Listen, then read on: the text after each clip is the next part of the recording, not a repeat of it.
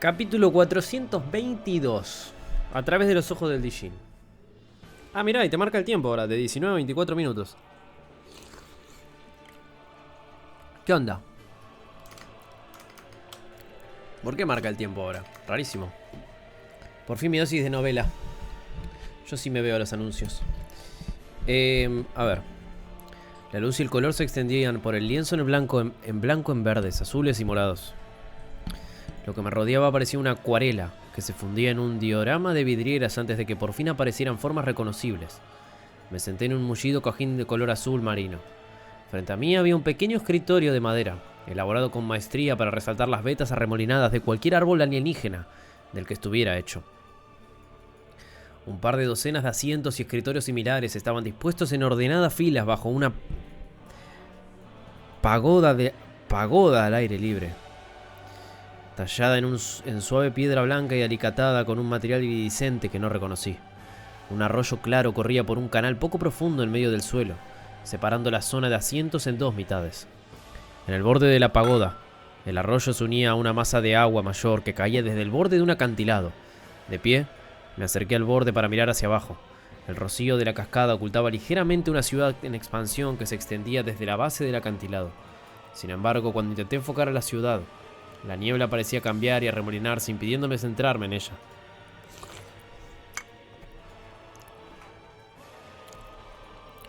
Una ilusión, susurré. La voz que salió no era la mía. Al mirar hacia abajo me di cuenta de que la piel de mis brazos era de color rosa claro. Las runas cubrían gran parte de mi piel expuesta, pero además era pequeño, un niño. Quizás el equivalente a 8 o 9 años en un contexto humano. Muy bien, dijo alguien detrás de mí. Al girarme me di cuenta de que solo era el resto del Dijin. Tenía el pelo unos centímetros más corto y había perdido menos cantidad, pero por lo demás era el mismo. Estaba de pie sobre una tarima elevada, unos 10 centímetros sobre el suelo, bajo la cual burbujeaba el arroyo. Siéntate, por favor. Ok, pensé que se iba a picar, pero parece que va a ser tranqui, así que vamos con esto. Señaló el cojín que yo había ocupado cuando empezó el juicio. Sin mediar palabra hice lo que me pedía. Algo cambió en su postura y su expresión, pero era difícil de leer. Hoy estás aquí para poner a prueba tu aptitud y tus conocimientos. Alumno, para que podamos juzgar mejor el futuro de tu aprendizaje individual. Primero explica lo que sabes de la relación entre el maná y el éter. Si puedes. Miré a mi alrededor inseguro antes de centrarme en el Dijin. ¿De verdad? ¿Este es el juicio? La sombra de un ceño fruncido cruzó su rostro, pero pasó en un instante y me dedicó una sonrisa tranquilizadora. Puede parecer elemental, pero es mi tarea vital comprender plenamente los conocimientos y talentos de mis alumnos para que puedan desarrollar todo su potencial en su propia tarea vital. Prefería las pruebas de lucha, murmuré en voz baja. Más alto dije, el maná y el éter son fuerzas opuestas y colaboradoras a la vez. Aunque tienen propiedades definitorias únicas, se presionan constantemente entre sí, dándose forma mutuamente. La metáfora que me enseñaron utilizaba el agua y una taza. En realidad, si el maná es como el agua, el éter sería el contenedor, porque ambos son cambiantes con la fuerza adecuada ejercida por el contrario. Pero tampoco creo que esa metáfora se sostenga. Hice una pausa pensando. No, una comparación más apropiada describiría el éter como una flecha y el maná como el viento. Tu comprensión es rudimentaria, contundente, replicó inmediatamente el Dijin, pero no había desaprobación en su tono llano. Para ti el éter es a la vez una herramienta y un material, algo que se puede manejar y utilizar. Tus pensamientos están enturbiados por la violencia de tus experiencias pasadas. Esta explicación mecánica de cómo interactúan las fuerzas gemelas del maná y el éter es correcta a un nivel superficial, pero no comprendes lo que las separa. Mis dedos tamborilearon sobre la superficie de mi escritorio mientras intentaba reprimir una punzada de irritación. ¿Puedes corregir mis errores entonces? La cabeza del Dijin se giró ligeramente hacia un lado. Pero si no has cometido ningún error. Mi rodilla empezó a rebotar por sí sola. Pero acabas de decir, he expresado observaciones, verdades, no juicios, dijo el Dijin con aire de erudita diplomacia. Mi propósito es ayudarte a dirigir tus esfuerzos en el futuro. Tu camino es fluido, no determinista. Siguiente pregunta. Dada solo la fuerza y la magia de que dispones actualmente, ¿cómo puedes participar en el progreso de nuestra nación? Miré fijamente al Dijin. ¿Su nación? Pero algo encajó. El cambio en su comportamiento, la ausencia de contexto actual en sus preguntas y respuestas. Esta conversación estaba teniendo lugar como si yo fuera realmente un niño Dijin que vivió a través antes del genocidio de su pueblo. En realidad no se dirigía a mí como Arthur Lewin, sino que repetía lo que debió de ser un intercambio muy repetido con niños reales de hace mucho tiempo. Fuera lo que fuera, esta prueba también era una mirada directa al corazón del pueblo Dijin antes de su exterminio. Decidí ser franco. En lugar de construir una enciclopedia, yo construiría muros. Basándome en lo que he visto en las tumbas, no entiendo por qué no trasladaron sus ciudades enteras al reino etéreo. Podrían haberse protegido. El Dijin asintió. Violencia otra vez. ¡Tú! El Dijin vaciló y tropezó un paso. Se llevó una mano a la cabeza mientras bajaba el estrado. Empecé a levantarme, pero me quedé inmóvil. ¿Era parte de la prueba? ¿O había roto algún parámetro o perturbado los pensamientos del remanente al no seguirle el juego? ¿Estás bien? Pregunté al cabo de un momento, volviéndome a sentar. La hermosa escena del acantilado se desvaneció, los colores se desvanecieron y oscurecieron como la cera. Tuve que cerrar los ojos para evitar el vértigo del cambio repentino. Cuando volví a abrirlos, unos segundos después, seguía sentado, pero todo lo demás había cambiado. Filas de bancos de madera oscura frente a un podio elevado detrás del cual se sentaban 3 Dijin encapuchados. El interior del edificio estaba brillantemente iluminado por altas ventanas arqueadas que se alineaban en las paredes a mi izquierda y derecha. A través de ellas podía ver los acantilados a lo lejos y en lo alto de una fina cascada y la pagoda de techo cian. ¿Qué es una pagoda?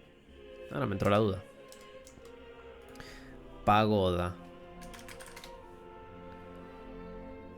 Estilo arquitectónico. La pagoda es un edificio de varios niveles común en varios países asiáticos, entre ellos China, Vietnam, Japón. Ah, son estos edificios raros. Un edificio chino. Unas criaturas parecidas a pájaros revoloteaban entre las vigas en lo alto, gorgojeando alegremente, pero la luz y la alegría del entorno no se extendían a los numerosos Dijin presentes. Parpadeé varias veces mientras intentaba mirar a la multitud de Dijin, pero más allá de una vaga impresión de inquietud, o tal vez decepción, no conseguía enfocar sus rasgos.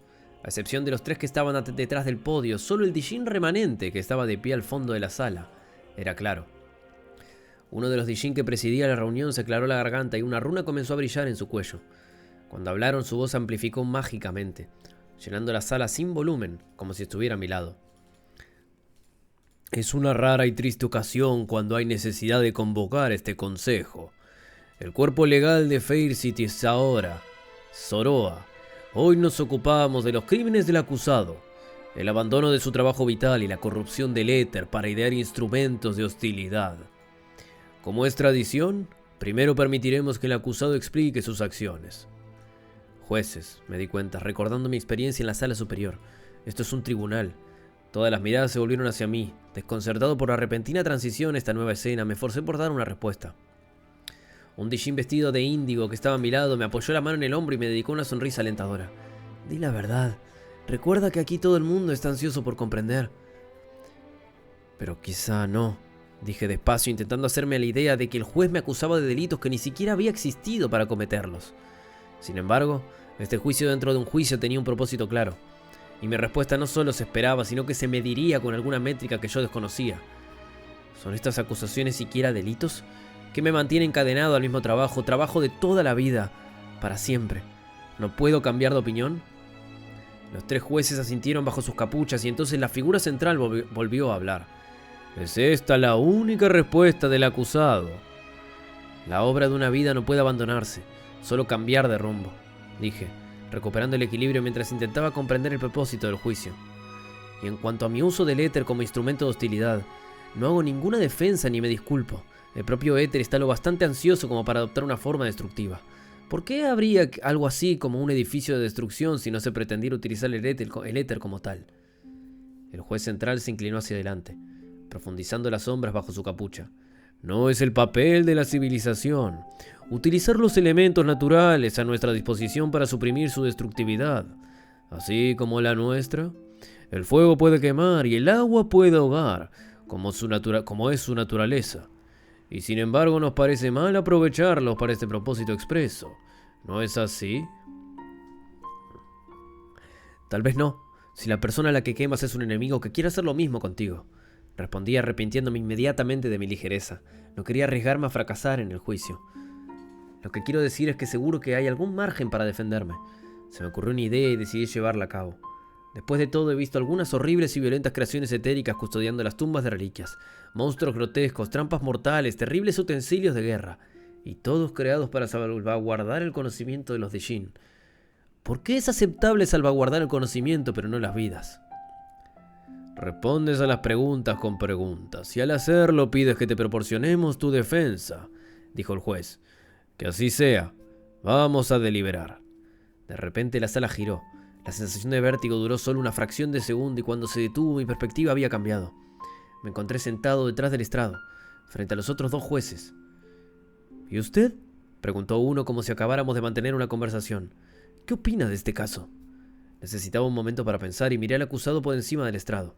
El Dijin de túnica índigo seguía allí, pero un extraño de piel morada y cuerpo cubierto de runas irregulares estaba sentado a su lado mirándonos fijamente, con la llama del desafío ardiendo en sus ojos.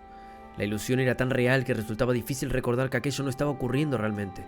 La vida de este hombre no dependía de lo que yo fuera a decir, porque llevaba muerto mucho tiempo, si es que alguna vez había vivido.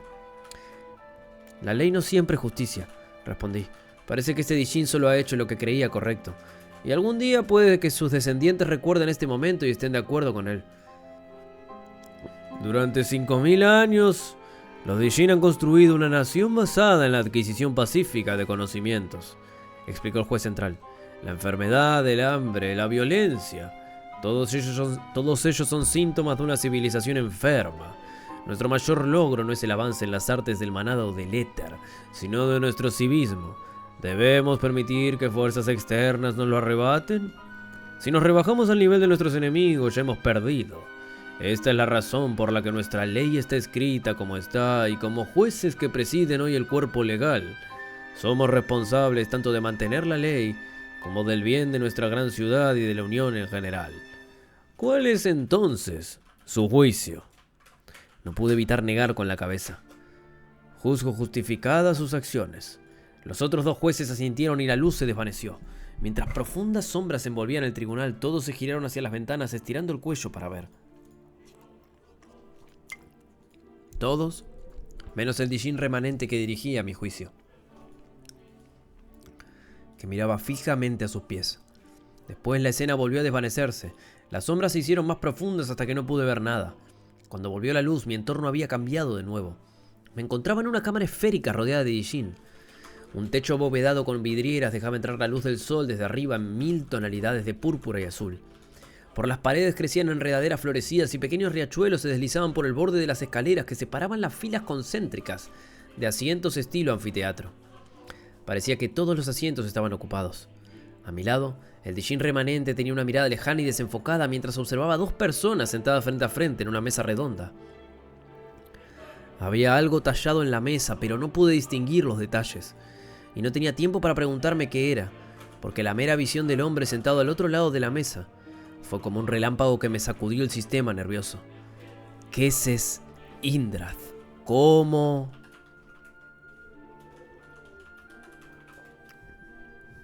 No había forma de saber cuánto tiempo hacía que se había producido esta visión en el mundo real. Pero entonces no parecía diferente de cuando acababa de reunirme con él en Ephiótus. Todo era idéntico, desde el estilo de su pelo color crema hasta la frialdad y la distancia de su mirada cambiante, que apuntaba como un arma al Dijin que tenía enfrente. Sin embargo, a pesar de su postura relajada, poseía alguna cualidad intangible que le hacía sentirse como un zorro en un gallinero.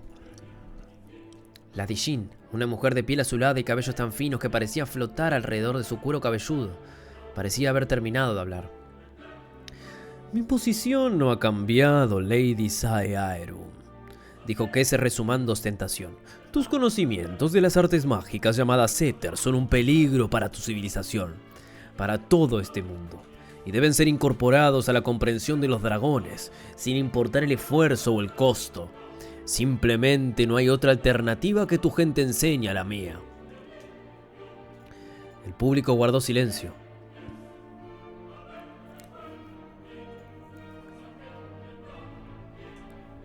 Sin embargo, el remanente que estaba a mi lado se removió en su asiento, revelando la tensión que atenazaba su cuerpo como una corriente eléctrica. Pareces creer que solo necesitas visualizar que el mundo funciona de la manera que tú elijas para que así sea, replicó Saya-Areum,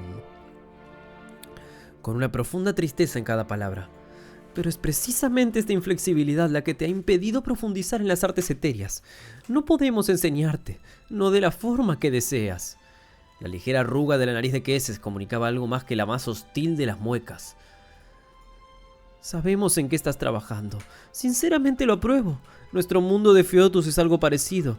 Un trozo de este mundo arrastrado a otra dimensión, plantado allí y cultivado... no sé si es... Sí, este es Queses. Sabemos en qué estás trabajando. Sinceramente lo apruebo.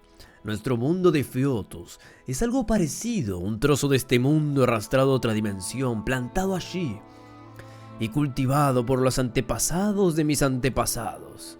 Así que la pregunta es, si estás tan convencida de que los Asura no pueden aprender las artes de los Dijin, ¿por qué te esfuerzas tanto en ocultárnoslas? Un trozo de este mundo arrastrado a otra dimensión. Las palabras de Queses se clavaron en mi cerebro como un hueso roto en la garganta de un lobo.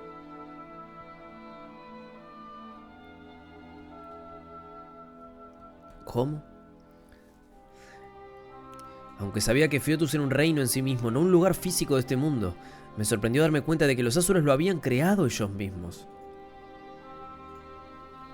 E inmediatamente entré en una espiral de preguntas sobre cómo era posible algo así, o dónde estaba exactamente.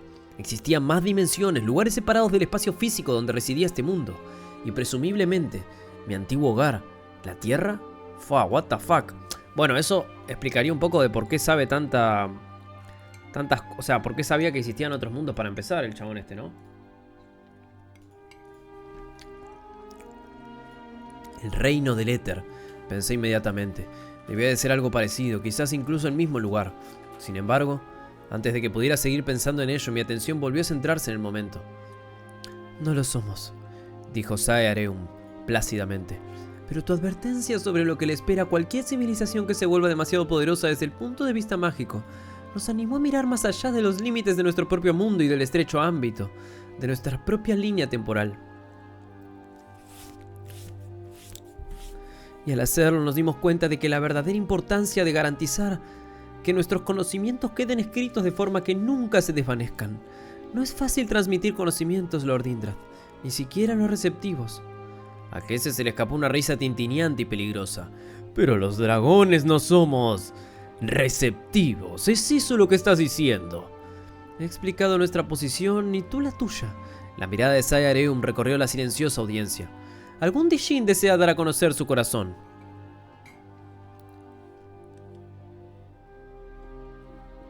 El público guardó silencio. Ni siquiera podía saber si el Dijin que quedaba a mi lado respiraba. Estaba tan quieto. ¿Nadie le respondió?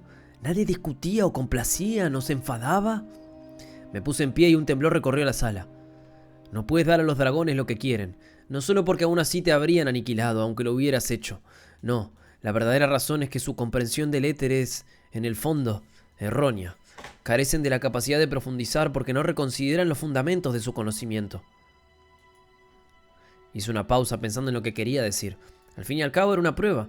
Necesitaba expresarme con claridad porque creía que empezaba a ver el propósito de todo esto. Su sentido de la superioridad y la infalibilidad impide que su civilización avance. Continué con mi barítono resonando por toda la sala. Los dragones, todos los Asura, están totalmente sometidos a la estricta visión del mundo de Queses, encadenados a ella. Independientemente de la fuerza de su físico, del poder de su magia, no crecen, ya no. Los ojos de Queses se oscurecieron a un violeta atronador mientras me miraba fijamente. La costumbre de Dijin de dejar oír a todas las voces, incluso en un asunto de estado como este, es fastidiosa, Lady Saya-Areum. Si no eres lo bastante sabia como para tratar conmigo de forma individual, tal vez esté hablando con el Dijin equivocado. Y sin embargo, ¿no ese es el punto del descendiente?, preguntó Saya-Areum, pero las palabras sonaron como un susurro en mi oído, como si estuvieran destinadas solo a mí. Pero lo cierto es, Continué bajando al banco que tenía delante y pasando por encima de los Dijin, que esta decisión ya está tomada. No quieres mi opinión porque no puedo cambiar lo que ya ha sucedido. Dudo que incluso el destino pueda reescribir así el pasado, ¿verdad? Pero estás juzgando mis intenciones, mi ética y mi comprensión de tu pueblo. Y de un modo extraño, creo que intentas confirmar si hiciste lo correcto o no. Pasé de un banco a otro hasta llegar al suelo, a menos de 6 metros de donde estaban sentados Saya Erum y Queses. Pues ya tienes mi respuesta. Hiciste lo único que podías hacer, lo que creías correcto. Saya Erum no me miró, pero sonrió y trazó distraídamente con el dedo los surcos tallados en la mesa redonda. Queses se levantó y me dirigió una mirada penetrante. Esperaba que me hiciera algún reproche, pero en lugar de eso la escena se disolvió, convirtiéndose en ceniza y volando por los aires. Che, capitulazo este, ¿eh? Esta prueba es tremenda. Hay mucho lore. Muchas preguntas nuevas ahora. Como dónde carajo está... O sea, la decisión que tomó claramente es la de no pasarle la información a los otros Dijin. Igual como que pasa por varias situaciones. Primero, es un pibe que de alguna manera es juzgado por usar el éter de forma violenta. Y no solamente eso, sino cambiar su profesión, ¿es? Como que los Dijin nacen con una profesión y tienen que morir con esa. Entonces como que medio que genera una... No sé si una rebelión, pero como que va en contra de la corriente y genera que los demás se replanteen algunas cosas y lo escuchan e incluso le bancan lo que dice. Y después acá te muestran lo diferente que son con los dragones, ¿no? Lo diferentes que son con los... ¿Cómo se llaman los que no son Dijin? Los Asura, ¿era? No me sale el nombre. Pero que del otro lado el Queses este es terrible dictador. Y acá como que trabajaban todos medio... Era medio comunista, digamos, la movida por acá. Era como que vamos a hacer todo ahí full democrático, digamos. Está bueno. Está bueno. Igual me intriga también lo mismo que se pregunta el Arthur. El tema este de un trozo de tierra alejado de nuestro mundo. ¿Qué onda? ¿Los expulsaron a los Asura de donde vivían? ¿Explotó su mundo? ¿Lo destruyeron ellos? Son preguntas que me hago, ¿no?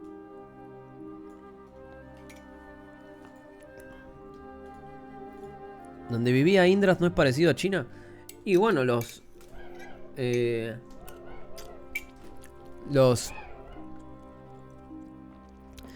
en el coso este de Dijin vemos una arquitectura medio china. Habla de la especie de los... ¿Cómo se llama? De los edificios. Y el castillo no. El castillo que tienen ahí es un castillo que nada que ver. ¿Otra dimensión? No sé. No sé si es otra dimensión. El castillo que tienen en el mundo de Fiotus no es arquitectura con estilo chino. Eso es más, no sé, más inglés, podría decirse cuando se muestra.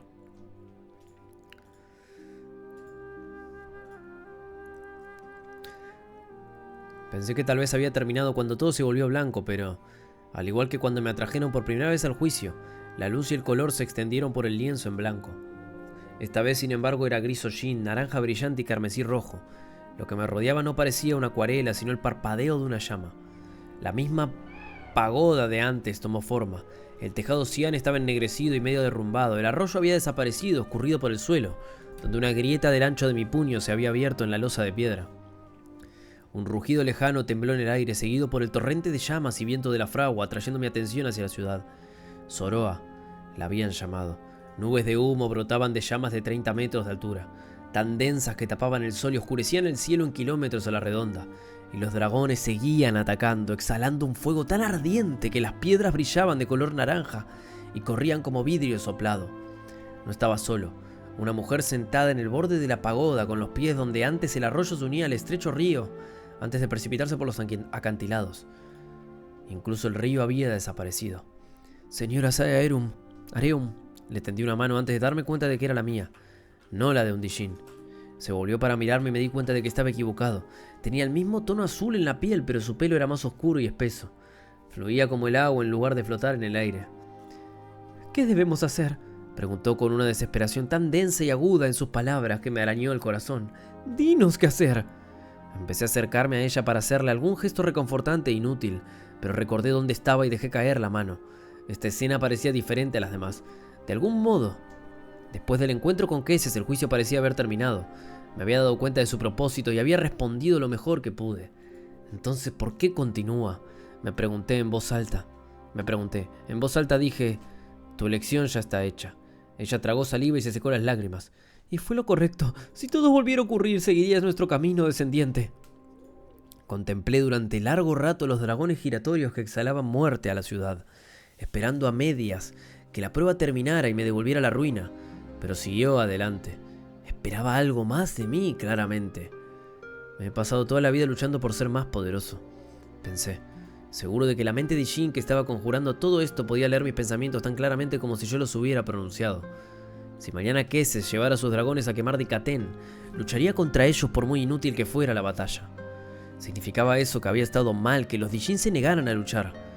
Si sus últimos días los hubiera pasado en guerra, tal vez las tumbas de reliquias nunca se habrían completado, y entonces todo su conocimiento, la memoria de toda su civilización, realmente habría desaparecido. Pensabas que sí, pero no. Tu camino no es el mío, dije en respuesta a las preguntas de la mujer en lágrimas. Tal vez ante esta prueba mi respuesta me haga indigno, pero espero que puedas entender que solo quiero hacer lo que creo correcto. Si nadie está dispuesto a contraatacar, nuestro mundo será aplastado entre la lucha de los Asuras. Entonces, ¿para qué servirá todo este conocimiento almacenado? Las llamas se desvanecieron y el humo lleno de cenizas sofocó el paisaje. Cuando se aclaró, me encontraba de pie ante las ruinas desmoronadas otra vez. Eli, Bu, Lyra y Mika estaban apoyados contra la pared, recostados en el suelo. Debí haber hecho un movimiento que revelara que estaba de vuelta con ellos, porque Eli gritó y se puso de pie rápidamente. Gracias, Letito. Muchas gracias por la sub, hermano. Hola, señor Virgota Tudubom. Tudubom, hermano. Thank you por the 33. Arthur, volviste. Asentí y me aclaré la garganta. ¿Cuánto tiempo fue? Mika se apartó de la pared y se cruzó de brazos con una mirada amarga. Casi una hora. Alguna advertencia hubiera estado bastante bien. De vuelta después de quedar como vegetal, ¿eh? Y yo que pensé que iba a poder heredar toda tu... De vuelta después de quedar como vegetal, ¿eh? Y yo que pensé que iba a poder heredar toda tu riqueza si no volvías. Pensó Reggie riéndose en mi mente. ¿No pudiste ver lo que pasó?, pregunté. No, me quedé aquí todo el tiempo. Desconcertado me volví hacia el cristal que se cernía sobre el pedestal central. No entiendo el propósito de esto. ¿Para qué enseñarme esto? El cristal resplandeció y la voz del Dijin resonó en él. Esta fue una prueba. Pasé. La runa de almacenamiento extradimensional se calentó en mi brazo mientras el cristal respondía. No me corresponde a mí juzgar. Debes decidirlo por ti mismo. Después de todo, solo soy un recuerdo. Activando la runa, saqué el cubo anodino, cortado de piedra oscura que acababa de aparecer en mi runa dimensional. ¿Puedes darme alguna pista de lo que contiene esta piedra angular? Otro poder. Un zumbido apenas audible vibró desde el cristal y luego dijo: No, pero eso no quiere decir que no pueda ayudarte. El proceso de tu mente, la conexión de tus pensamientos es muy distinto al de los Dijin. Esto podría ser fatal para tu comprensión, o puede permitirte convertirte en algo más allá de lo que pudimos imaginar. De cualquier forma, debes saber que el camino no será fácil. Pero me siento obligado a decir que al menos creo que lograrás lo que te has propuesto. Las 4 runas encerradas dentro de las piedras angulares son por sí mismas un mapa hacia un conocimiento más profundo. Nuestras mentes brillantes teorizan que si alguien pudiera entender los 4 edictos, entonces tal vez también podría obtener una idea del destino mismo, Arthur Leywin.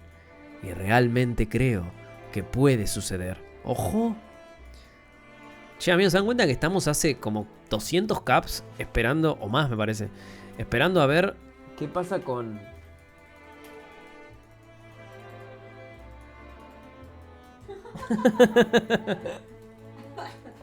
¿Qué hacía? Esperando para ver el mapa que dejó Silvia guardado en la mente de Arthur, boludo. Nunca vamos a llegar ahí.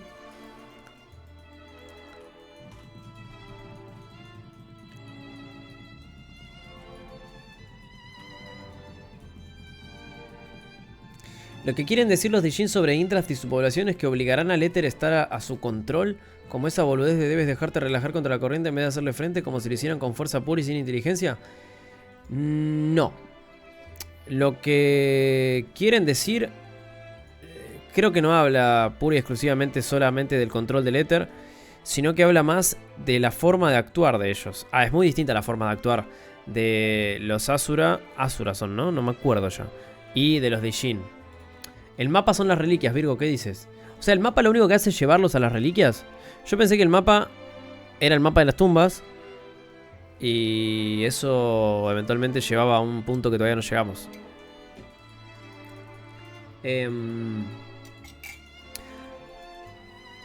Creo que la diferencia entre los Dijin y los Asura es muy grande. Te das cuenta cómo los Asura terminan atacando a los Dijin.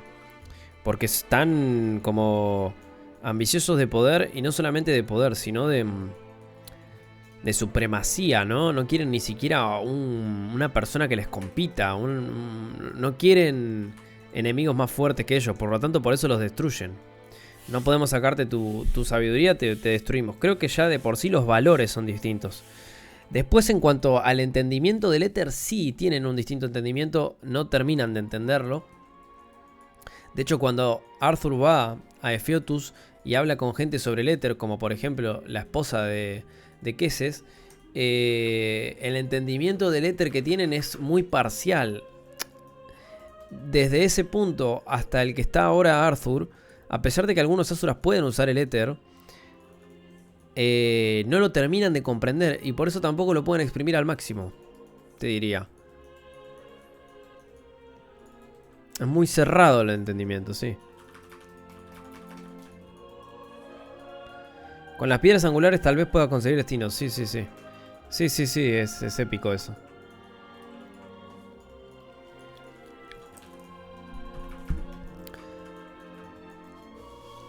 Bueno, pero la diferencia, obviamente va a ser abismal la diferencia de entendimiento. Sí, hay una pregunta muy grande que tengo es, ¿el éter lo crean los Dijin? ¿Lo encuentran? ¿O nacen con él? Esa es una pregunta que tengo también, porque, o sea, el poder en este mundo, ¿no? Sabemos que hay gente que nace con maná por descendientes de. Ahora, el origen de todos estos poderes no se sabe, ¿no? No se sabe por qué los dragones tienen ciertos poderes, porque, o sea, estimo que si vamos más atrás todavía, no hay una explicación, ¿no? Parece estar en el ambiente. O sea que hay como mundos que tienen poderes distintos. Y o sea, si yo naciera en Ephialtes y viviera en Ephialtes podría... Porque había más éter. Por ejemplo, en Ephialtes, si bien hay maná también, o en las tumbas creo que era, hay más éter en el ambiente. Creo que en Ephialtes también había más éter en el aire. Como que quizá tiene que ver con las propiedades de los mundos de por sí también. O no sé. Ya capaz me estoy enquilombando. Vamos a proseguir.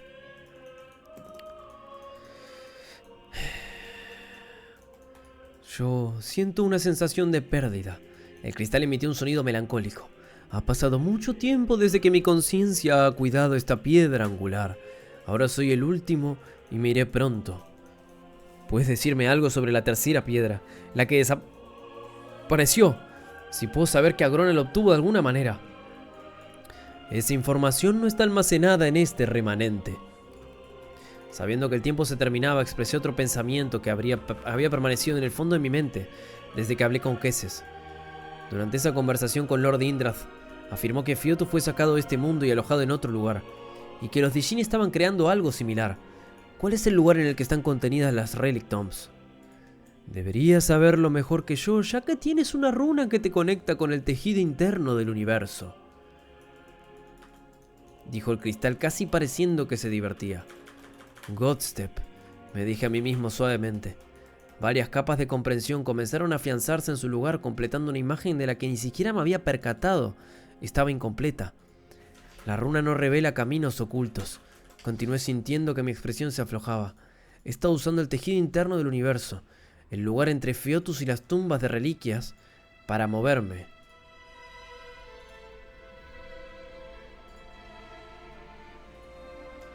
¿Cómo? La runa no revela caminos ocultos. Ok. Continué sintiendo que mi expresión se aflojaba. He estado usando el tejido interno del universo. El lugar entre Ephiótus y las tumbas de reliquias.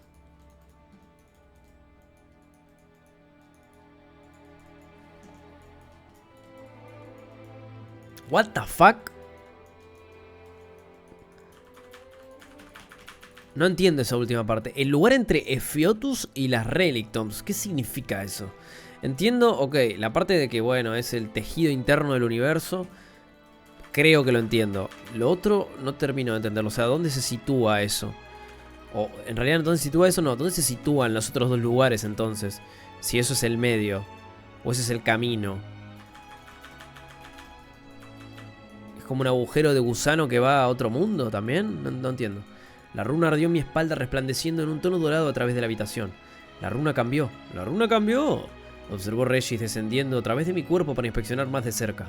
El diseño se ha vuelto más complicado. Mi comprensión también había cambiado.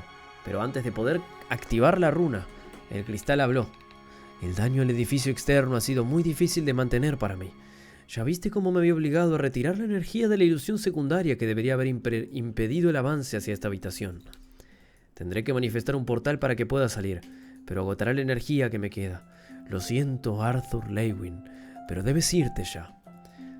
Eso no suena bien, dijo Mika. Deberíamos escuchar el cristal parlante, ¿verdad?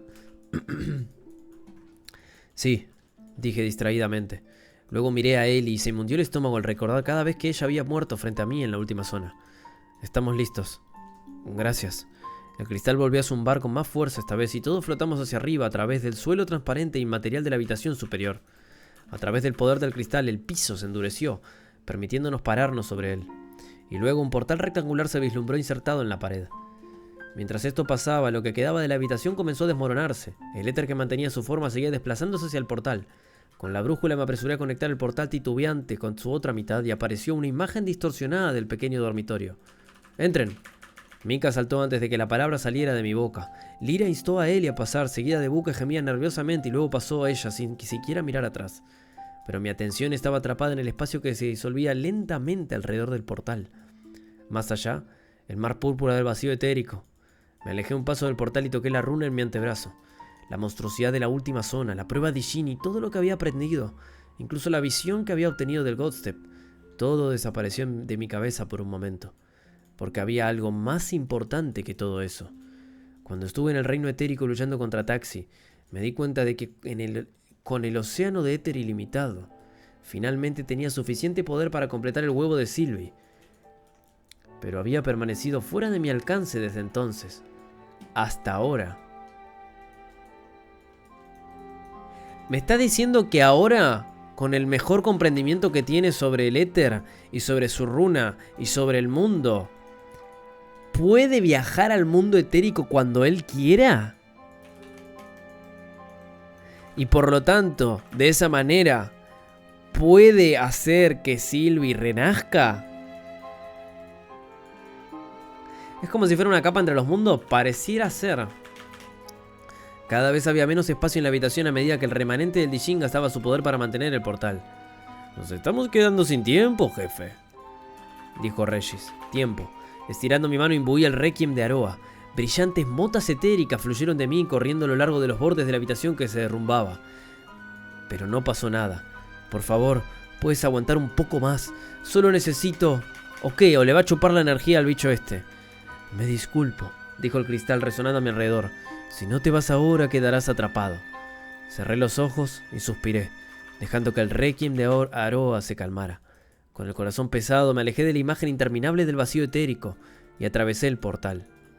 Ah, no, o sea, quería utilizar el espacio ese. Pero no entiendo, ¿entonces se iba a derrumbar todas las tumbas o solamente ese edificio? Yo creo igual que ahora quizá él podría entrar entre los... Yo creo que ahora él quizá podría entrar al tejido del universo y robarse ahí todo el éter que quiera. O al menos está más cerca de hacerlo, ¿no? Esa sección.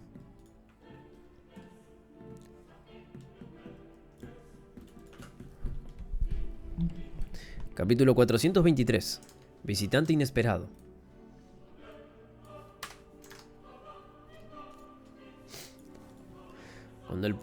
Cuando salí del portal de descenso y entré en la habitación de mi familia en Bildorial, los demás ya se habían dispersado.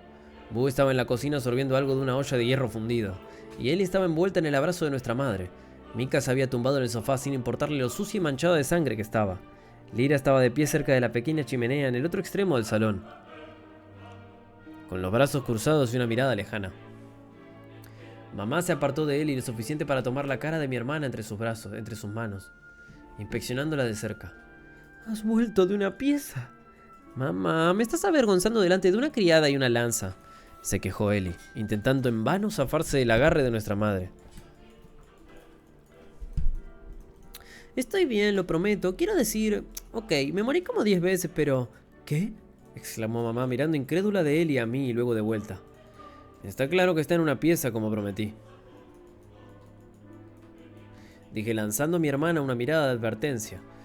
Como esto no aplacó de inmediato la furiosa preocupación de mamá. Le dediqué una sonrisa y tiré de ella para abrazarla. «¿Cuánto tiempo hemos estado fuera? Siempre parece pasar mucho más tiempo en las tumbas». «Unos días», contestó mamá lanzándole a Ellie una mirada de reojo que sugería que no había terminado con toda la conversación de morir 10 veces. «Ha habido mucho trabajo. Lord Byron ha venido varias veces a ver si habías vuelto. Al parecer un visitante muy importante te espera en palacio. Y Gideon me ha estado volviendo un poco loca. Si te soy sincera, está absolutamente desesperado por estudiar cualquier avance que haya hecho Ellie». Mi hermana se desplomó en el sillón favorito de mamá y empezó a apoyar las botas en el reposapiés, pero se quedó inmóvil cuando las cejas de mamá se alzaron. Con una sonrisa compungida se quitó las botas sucias de los pies y las dejó a un lado con cuidado. Luego se recostó y puso los pies en alto.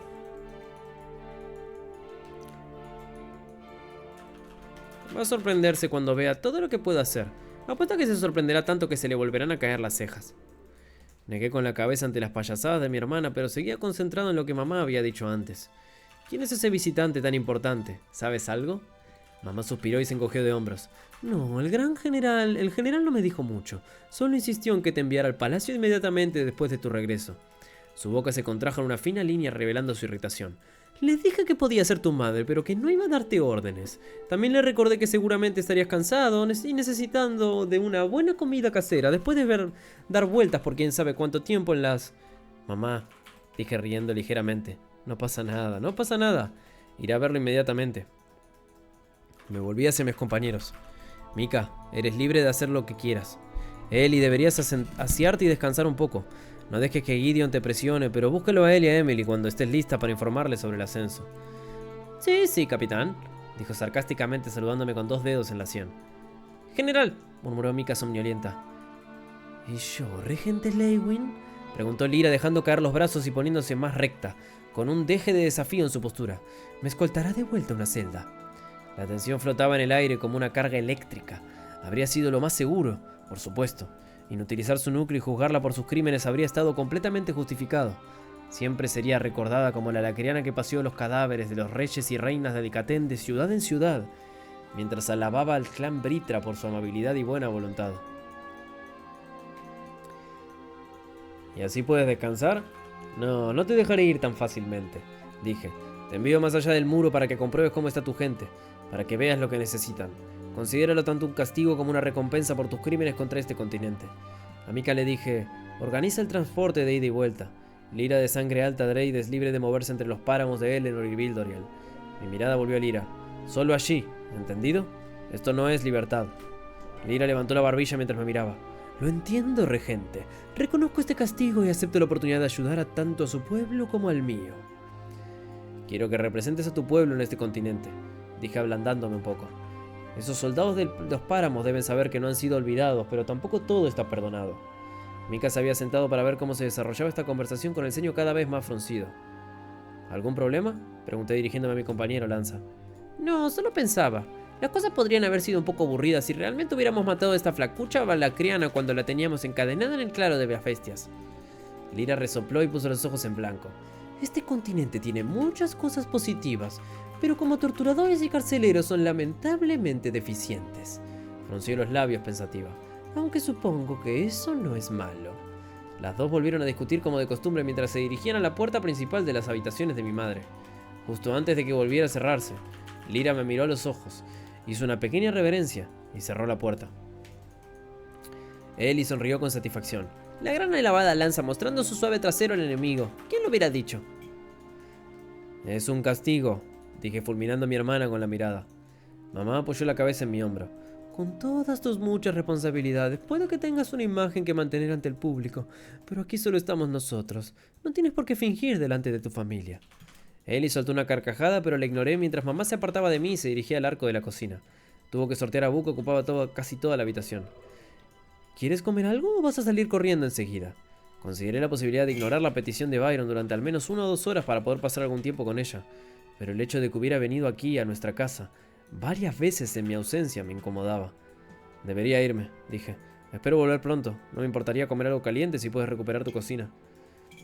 Si queda algo de comida cuando lo haga, querrás decir, dijo poniéndose de puntillas para ver por encima de la espalda de Boo. Adelante entonces, el mundo puede venirse abajo si pasa 1 hora sin ti, pero tu familia se mantendrá unida. Saludé con la mano y me dirigí hacia la puerta. Por el camino aparté con cuidado el reposapiés de los pies de mi hermana, haciéndola caer de la silla. ¡Hey! Refunfuñó, lanzándome una chispa de maná que chisporroteó contra el éter que envolvía mi piel. Me reí y abrí la puerta. ¡Art! Miré hacia atrás. Ellie tenía una expresión seria a pesar del ligero rubor de su rostro. Gracias, ya sabes, por dejarme ir contigo y protegerme y esas cosas. Fue genial. Yo también te quiero, él. Respondí con un guiño cómplice y me fui. Ah. La caminata por el Instituto Earthborn transcurrió sin incidentes. ¿Has estado callado? Le transmití a Reggie mientras caminaba. Normalmente le gustaba salir de mí en cuanto podía, pero había permanecido en forma de mecha cerca de mi núcleo, desde antes de la última ruina. Estaba pensando, dijo con un tono más serio de lo habitual. Este mundo está jodido. Realmente lo está, ¿verdad? Me burlé. Los recuerdos del juicio de los Dijin jugaron detrás de mis ojos, deteniéndose en la ciudad en llamas. Momentos como este con tu familia, con Kaera de vuelta en Alacria, todo es un poco mejor. Solo pude asentir y continuamos en silencio. Kaera de vuelta en Alacria. A las puertas del Instituto Earthborn miré hacia arriba y hacia abajo por la carretera la multitud de gente. Mi paso siempre llamaba la atención, pero en aquel momento no tenía ningún deseo de ser objeto de sus miradas. En su lugar canalicé éter hacia el Paseo de Dios. Apareció una red de líneas violetas interconectadas que cubrían la ciudad que tenía ante mí. Cada línea unía 2 puntos para crear una red que parecía conectar todos los puntos entre sí. Al mirarlas ahora había habido un cambio sutil en mi perspectiva, más una conciencia de potencial que cualquier cambio visible en los propios caminos de éter. Cuando aprendí a dejar de ver los caminos y a oírlos, y sentirlos bajo la tutela de 3 pasos, sentí un cambio de paradigma significativo en mi percepción. Ahora me sentía obligado a hacer algo más que simplemente verlos y oírlos. Quería comprenderlos. Las vías etéricas no eran simples puertas, sino herramientas para la navegación. Levanté la mano atraído por esas corrientes de luz amatista que representaban otra dimensión. Mis dedos se crisparon al acercarse a los senderos y sentí que la runa reaccionaba a mis intenciones. En el exterior de las vías etéreas, una presión descendente me produjo un escalofrío helado en la espalda. Mi brazo giró hacia la fuente de energía que se acercaba y el éter se enroscó alrededor de mis dedos y la palma de mi mano cuando liberé el Godstep. El éter que envolvía mi mano se desvaneció cuando vi unas plumas verde oliva que me resultaron vagamente familiares. Cuando las sombras se alejaron de la figura voladora, pude distinguir su cuerpo aviar y el único cuerno que brotaba de la cabeza del búho. Avier, recordé. Este búho había sido el vínculo de Cynthia Woodsky, la directora de la Academia Cyrus, pero había desaparecido tras su encarcelamiento y posterior muerte. Ha estado esperando tu regreso, dijo el búho, moviendo la cabeza cornuda mientras se posaba en un postre. Así que puedes hablar, dije. La mayoría de los animales vinculados podían comunicarse con su domador, pero muy pocos podían hablar con otra persona, ¿eh? ¿Eres tú el que me ha estado esperando? ¿Estás confundido?, dijo Avier. ¿Comprendo que mi aparición no haya sido esperada? ¿Y tengas dudas? Levanté una ceja. Dudar, desconfiar. Cualquiera de las 2 cosas sirve. Avier ladeó la cabeza y me miró con ojos grandes e inteligentes. ¿Para ir al grano? ¿Aldir me ha enviado? Me tranquilicé al instante, pero la mención del nombre de Aldir solo suscitó más preguntas. Tú eras el vínculo de Cynthia. ¿Por qué trabajas con Aldir? Pregunté expresando mi confusión de manera inmediata. El búho erizó sus plumas verdes. ¿No lo hago? Pero ya he esperado demasiado, Arthur. Necesito que vengas conmigo. ¿Podemos hablar más durante el viaje? Un movimiento atrajo mi mirada hacia el camino, donde 2 enanos seguidos por un grupo de guardias se apresuraban hacia nosotros. Mirando más de cerca reconocí a los señores Daglun y Silvershale y Cornelia Nerdborn. Solo pude observar perplejo cómo Carnelian hacía señas a sus guardias mientras los dos señores enanos reducían la marcha a un paso rápido durante los últimos 15 metros. Ambos respiraban agitadamente al llegar, inclinándose primero ante mí y luego ante el búho. Daglun se aclaró la garganta. «Ah, Lord Avier, te fuiste tan rápido que no terminamos nuestra conversación. Antes de que se marche, me gustaría transmitirle el respeto de esta gran ciudad y darle la bienvenida cuando quiera». Para no quedarse atrás, Carnelian añadió: «De hecho, el Instituto Earthborn», hizo un gesto con una mano callosa hacia las puertas que abría detrás de nosotros, «estaría muy interesado en acogerlo durante una estancia más larga la próxima vez. Creo que podríamos aprender mucho el uno del otro». Las pobladas cejas de Avier se alzaron mientras giraba la cabeza para mirarles. «Me temo que no creo que eso ocurra, pero les agradezco a ambos su hospitalidad. Adiós». Los 2 señores enanos solo pudieron mirar atónitos como la lechuza saltaba en el aire y revoloteaba hasta mi hombro. «Sal por la tercera puerta del este. Creo que nos llevará más rápidamente a la superficie». Considerándolo, me di cuenta de que realmente no tenía elección. Si había una oportunidad de reunirme con Aldir, tenía que aprovecharla. Dirigiéndome a los señores enanos, dije: «Por favor, informen a Virion, a las otras lanzas y a Alice Leywin de que abandonaré la ciudad por...». Me entretuve alzando las cejas interrogativamente hacia el búho que llevaba al hombro. «Al menos unos días». «Che, pará, y entonces estaba a punto de ver a Caera y no la va a ver. ¡Qué pijazo, amigo!», respondió. «Por supuesto, lanza», se apresuró a decir Carnelian. «¿Y qué hay de la lacriana, general?», preguntó Daglun, adelantándose para estar unos centímetros más cerca de nosotros que Carnelian. La general Mika ha escuchado mis instrucciones y puede hacerse responsable del prisionero hasta que yo regrese», dije sin saber por qué a Daglun se le había ocurrido preguntar. «¿Se refiere a Caera?» Los 2 señores enanos intercambiaron una mirada confusa, pero yo estaba avanzando junto a ellos hacia el camino. Scar Nerdborn, primo de Mika, estaba entre los guardias enanos e intercambiamos un escueto movimiento de cabeza. La curiosidad burbujeó en mi compañero. Me pregunto, ¿dónde ha estado Aldir todo este tiempo? No pasa precisamente desapercibido, ¿verdad? Pero Winston fingía ser tendero, así que quizás Aldir esté tendiendo un bar en alguna parte. Avier me guió por la carretera y salió por uno de los muchos túneles laterales. Desde allí voló delante de mí, guiándome hacia el pasadizo más cercano a la superficie. Llegamos al árido desierto al anochecer justo cuando el sol se ocultaba tras las dunas. «¿Cómo viajamos?», pregunté mientras Avier giraba sobre mí. «Te llevaré a cuestas, si me lo permites», dijo el búho deteniéndose para revolotear frente a mí. «¿Será la forma más rápida?». Observé detenidamente al búho verde oliva. Era un poco más grande que una lechuza normal, pero lo bastante pequeña para cabalgar cómodamente sobre mi hombro. ¿Y cómo va a funcionar eso exactamente? Incómodamente haciendo equilibrios de puntillas. Reggie se rió de su propio chiste. El búho emitió un sonido más reptiliano que aviar y empezó a crecer. Sus alas se expandieron a gran velocidad y las plumas verde oliva se transformaron en escamas del mismo tono.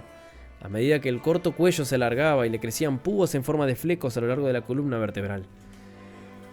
La carne gruesa. Y sin escamas de sus alas y volantes. Era de un tenue color dorado. Su pico se alargó y ensanchó, convirtiéndose en un rostro reptiliano con una boca abierta llena de colmillos de aspecto peligroso, y 2 largos cuernos barridos hacia atrás desde la parte posterior del cráneo. Las gruesas y poderosas patas terminaban en garras curvadas como hojas de guadaña, y una pesada cola colgaba justo por encima de la arenisca. Era un monstruo re feo. «Eres un wyvern», dije recordando lo que había oído sobre ellos. Eran extremadamente raros, supuestos descendientes de los dragones, que apenas se relacionaban con humanos, elfos o enanos. Y sin embargo, este se había unido a una mujer humana, y además a la criana. Nunca lo supe. «¿Cynthia mantuvo en secreto mi verdadera forma a petición mía?», dijo Avier con una voz más profunda y rica que en su forma de búho. El batir de sus alas levantó arena a nuestro alrededor, pero aterrizó un instante después, con las protuberancias en forma de garras de sus alas curvándose hacia adentro para poder caminar sobre ellas, como si fueran patas delanteras. Estuvo tremendo, Chris. Ahora tenemos un largo viaje por delante. ¿A dónde vamos?, pregunté sin moverme para subirme a su lomo. Resopló y la fuerza de su aliento me echó el pelo hacia atrás. Si no confías en mí, no deberías haber llegado hasta aquí, pero te lo diré. Aldir está en el claro de bestias. Puedo responder más preguntas que tengas en el camino, pero hay cosas que debes aprender en el momento adecuado y de la fuente adecuada. No veo cómo podemos negarnos. Pensé sondeando a Regis para conocer su perspectiva. Si es una trampa enviar una extraña bestia de maná que no has visto desde que tenías 14 años, es una forma extraña de tenderla, señaló. En el peor de los casos, seguro que puedes convertir la experiencia de ser devorado por un lagarto volador de 10 metros en una especie de entrenamiento. Reprimí el impulso de poner los ojos en blanco, consciente de que Aviar me dirigió una mirada dorada y ardiente. Al cabo de otros segundos cedí y salté sobre el lomo del Wyvern, acomodándome entre dos crestas separadas. Aviar no perdió el tiempo, saltó al aire y desplegó las alas para atrapar la brisa del desierto. Al girar se apartó del sol poniente y salió disparado como una flecha hacia el oeste. Aunque dijo que respondería a mis preguntas, hablamos muy poco mientras volábamos. Se movía a una velocidad que rivalizaba incluso con la de Sylvie, y el viento que cortaba los flecos de su columna aullaba contra mis oídos, ahogando todo excepto mis propios pensamientos. Me sentí arrastrado a una melancólica ensoñación al vuelo en un Wyvern, trayendo de vuelta a mi mente mi reciente fracaso en traer a Sylvie. Empecé a prestar más atención cuando sobrevolamos las montañas y nos adentramos en los claros de las bestias. Cuando las laderas rocosas dieron paso a densos bosques, activé el Riamheart, atento a cualquier cosa lo bastante poderosa como para ser una amenaza. Cuanto más volábamos, más cambiaba el paisaje. Pasamos sobre yermos sin vida, pantanos y pútridos y lagos cristalinos. Nos dirigíamos al corazón del claro de las bestias, donde residían bestias de clase S, que habían asustado incluso a Olfred Warrender. ¿Quién pija era ese? Sin embargo, nada nos molestaba, hecho que atribuía al propio Aviar. El antiguo vínculo de Cynthia me sorprendió una vez más, haciéndome cuestionar lo poderoso que podría ser en realidad cuando empezó a emitir una tremenda aura de protección, advirtiendo a cualquier bestia de maná depredadora que se acercaba demasiado.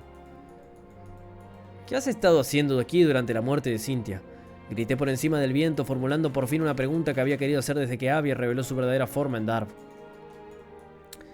El enano lanza. Mientras estaba prisionero, ella me liberó de mis ataduras, respondió con una voz que el viento arrastraba con facilidad. No quería que me arriesgara a atacar el castillo para liberarla. Creo que intuía su destino y no quería que estuviera atado a ella cuando ocurriera. A petición suya me retiré al claro de las bestias. Lo siento, dije lo suficientemente bajo como para no esperar que me oyera. Se merecía algo mejor de lo que le pasó. Aviar lanzó un grito agudo que parecía cortar el aire como una cuchilla. Una vez que se apagó, dijo: «Te tenía mucho cariño». Esperé, pero el Wyvern no dijo nada más. Así que volví a sumirme en un silencio pensativo. Poco después comenzó a descender hacia el bosque. Árboles de 30 metros de altura, con capas igual de anchas y troncos gruesos como torres de vigilancia, se alzaban a nuestro encuentro. Las hojas de un color anaranjado ardiente se mecían bajo una brisa constante, haciendo que las capas parecieran un lecho de brasas ardientes. Sin embargo, cuando nos sumergimos bajo las ramas, las sombras eran tan profundas como una noche nublada, y mi visión se vio casi abrumada por la abundancia de partículas de maná. Las hojas, los árboles, el suelo mismo, cada aspecto del crecimiento natural estaba vivo de maná, y acechando en la distancia cada una de ellas con una poderosa firma de maná. Había bestias de maná de un tamaño y una fuerza impresionantes. Pero incluso estas bestias de maná de clase S eran mantenidas a raya por el aura protectora de Aviar. De repente, volvimos a descender y pensé que íbamos a estrellarnos contra el suelo. Una profunda sombra negra en la tenue luz bajo el dosel se hizo clara solo en el momento antes de que entráramos en ella, y Aviar desplegó sus alas atrapando una suave corriente ascendente y planeando. Descendimos lentamente por una grieta natural lo bastante ancha para que dos Wyvern volaran uno al lado del otro. Extrañamente, no percibía maná en el interior de la grieta, pero sentía una incómoda presión en los tímpanos que me hacía desconfiar. A medida que nos acercábamos al fondo, las llamas se encendieron en los apliques situados alrededor de la grieta, iluminando el suelo bajo nosotros, presumiblemente para que Aviar no se estrellara accidentalmente contra el suelo.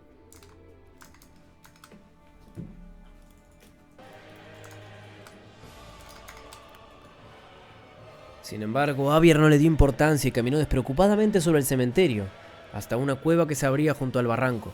La cueva parecía sombría y vacía, salvo por algunos huesos más esparcidos, hasta que más apliques se encendieron en el lado opuesto, revelando un gran conjunto de puertas talladas en madera negra mate.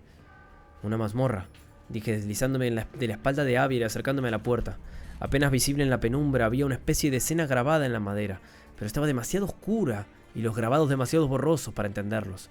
Volví a mirar los ojos dorados de Avier, que brillaban sutilmente en la oscuridad. ¿Haldir está aquí?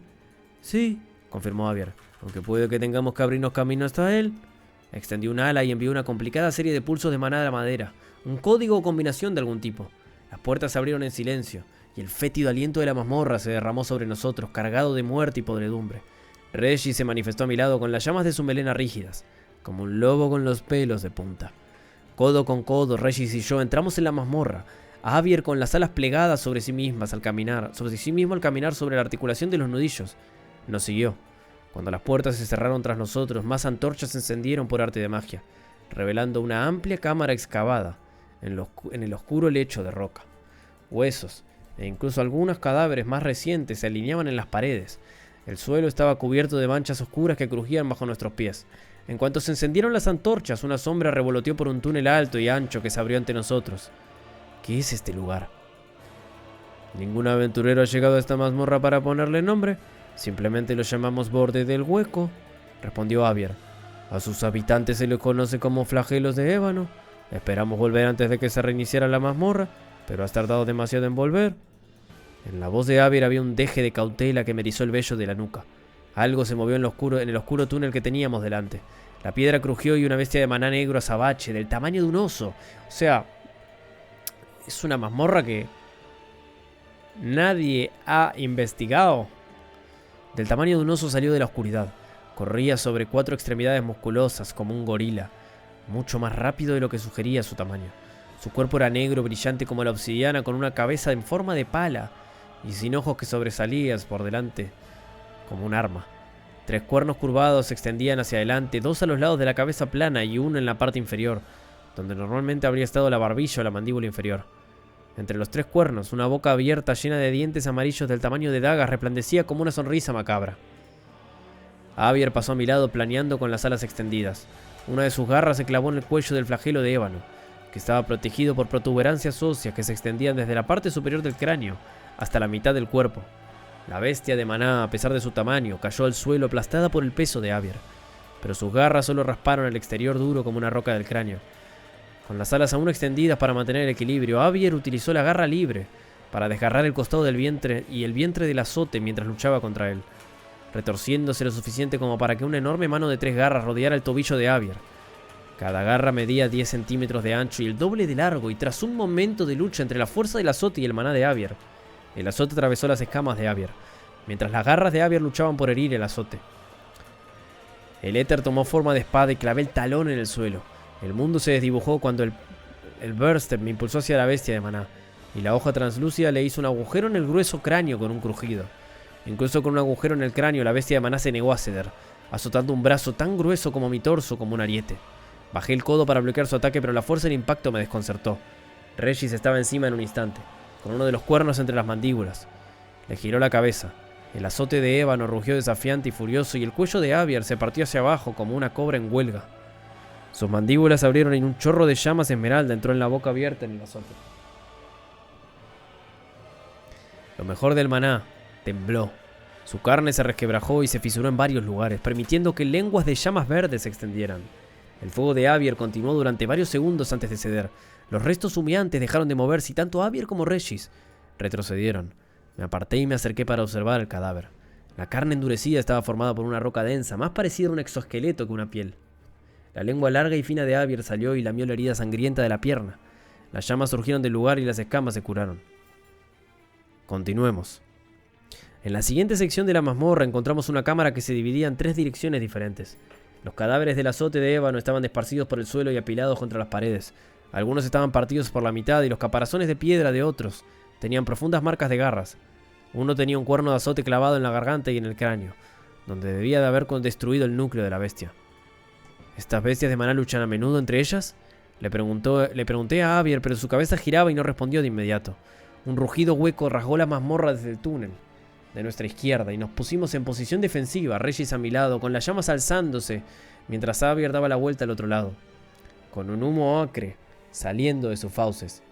Conjurando una nueva espada y fijando mi posición, esperé a que resonaran unos pasos pesados por el pasillo, pero no era la silueta chaparrada y bestial de un azote de ébano lo que aparecía.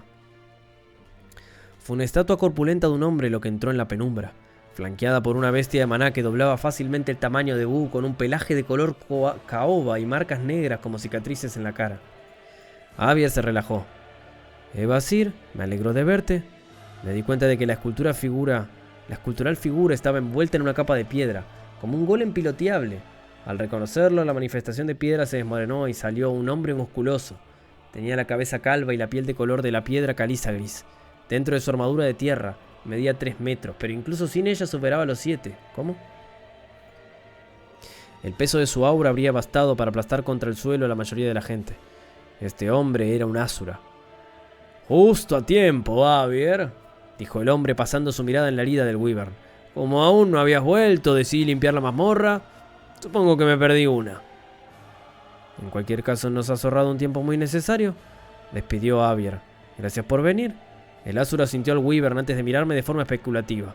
«¿Este es el que te enviaron a buscar? Espero que sea tan poderoso como bonito». «Por algo lo llamo princesa», añadió Regis con una sonrisa lupina. «¿Tu juicio inicial es una prueba formal o una observación ignorante?», pregunté igualando su mirada sin pestañear. El Asura, un titán, pensé, soltó una carcajada estruendosa, pura y alegre. No es una prueba y quizás sea un poco tendenciosa más que ignorante al menos». Hizo un gesto a su compañero oso de gran tamaño y este se apartó, abriéndonos paso a Avier, Regis y a mí. «Vengan, dejemos la pestosa miseria de estas mazmorras y volvamos a casa». Ojo, visitante inesperado. So, who the fuck is this guy? Cambio de narrativa se llama esto. Pop de Cecilia, no me la contés. Bueno, igual hasta este leo. O sea, hasta el que ya leímos. Así que, ¿en cuál termina esto? Me faltan 3 caps para terminar el volumen 10. ¿Termina en el 426? Lee el último párrafo de ese. Nah, ¿cómo voy a leer el último párrafo de este?